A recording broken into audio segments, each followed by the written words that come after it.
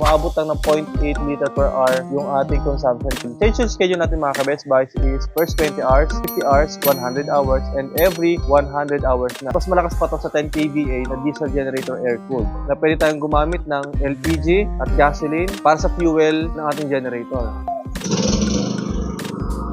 One click lang mga ka-Best Buys.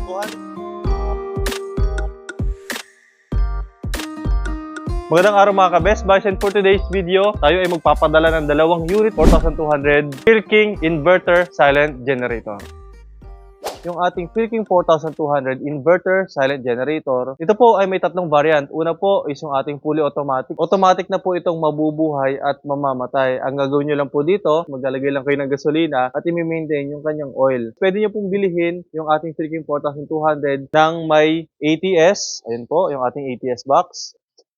At without ATS. Kapag po meron tayong ATS, doon po gumagana yung kanyang fully automatic function. Kapag naman po ganito na bare unit lang, ito po ay kailangan po kayong mag-push start dito para buhayin. So kahit na babae, bata, matanda, ay kayang-kayang buhayin itong generator na ito. Siyempre, dahil ito ay inverter, napakaganda ng kuryente na ibinibigay nito mga ka-Best Buys. Napaka-steady. Yung unit na ito is yung unit din na meron ako. Kaya napatunayan ko na yung generator na ito is napaka-durable. 3 taon na po yung aking Philking generator, and so far, wala pa akong pinapalitan kahit na anong pyesa. Ang naging maintenance ko lang sa kanya mga ka-Best Buys, nililinisan ko lang yung carburetor kapag nagkakaroon ng bara. Silipin yung mga ka-Best Buys kung ano yung meron sa ating generator na to.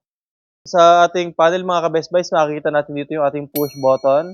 So umiilaw yan mga ka-Best Buys kapag buhay. Ito naman po yung ating economy on and economy off para mas matipid yung ating gasolina. Kapag naka-economy on tayo mga ka-Best Buys kahit may aircon pa, umaabot lang ng 0.8 liter per hour yung ating consumption. Ito nga mga ka-Best Buys ang kanyang IntelliGauge kung saan makikita natin yung kanyang volt, hertz, and time, which is napaka-essential sa isang generator.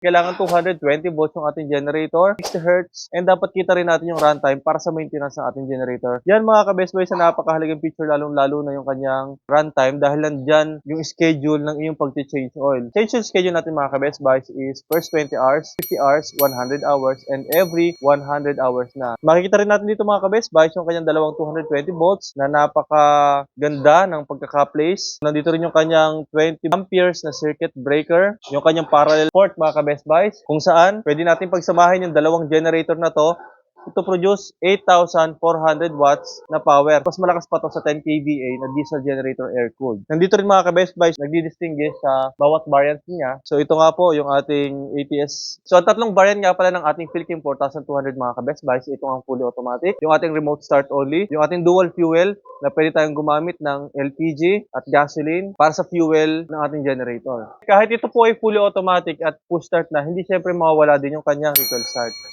Ayan, so meron din po siyang option para i-start yung ating generator by recoil.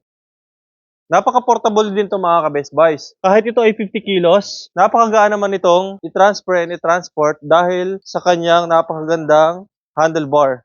Kahit babae, kayang-kaya po itong dalahin. Yung dalawang unit na ito ay ipapadala nga po pala natin kay Sir Japet Peñaflor sa Sedi Grocery sa Nara, Palawan. Ito naman po mga ka-Best Buys ay ipapadala natin sa ating kliyente kay Sir Doms Padiernos Jr. dyan sa San Jose, Nueva Ecija. Nasisigurado ko at nasisigurado ng Best Buys Mindoro yung 100% na guarantee and durability ng ating generator. Kasi nga mga ka-Best Buys, napakaganda talaga ng performance ng generator na to. At ako mismo, mapapatunayan ko yan dahil yung gamit ko mismo ng generator is Philking 4200.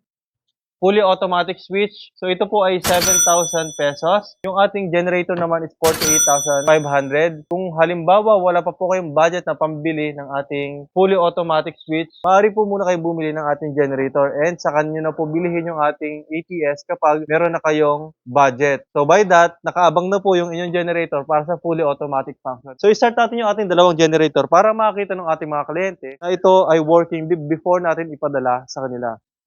So, i-on natin yung ating fuel. Tapos dito sa taas, i-on din natin.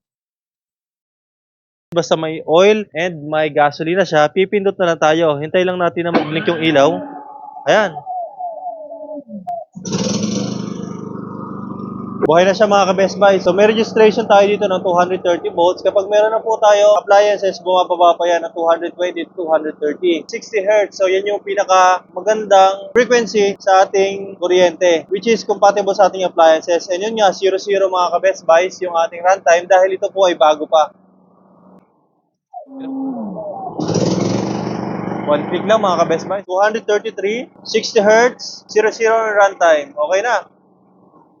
Kaya po nito yung aircon natin, electric motor, TV, ref, ilaw, electric fan, pag-charge ng cellphone, at mga basic appliances na meron pa sa ating bahay. Para po sa inyong mga comments, orders, and suggestions, ay maaari kayo mag-text o tumawag sa aming cellphone number na magpo-post dyan sa inyong screen. Bisitahin po ang aming Facebook, YouTube, and TikTok for more videos. Maraming salamat sa pagtitiwala, Sir Doms and Sir Japet. Mag-ingat po tayo palagi. God bless po.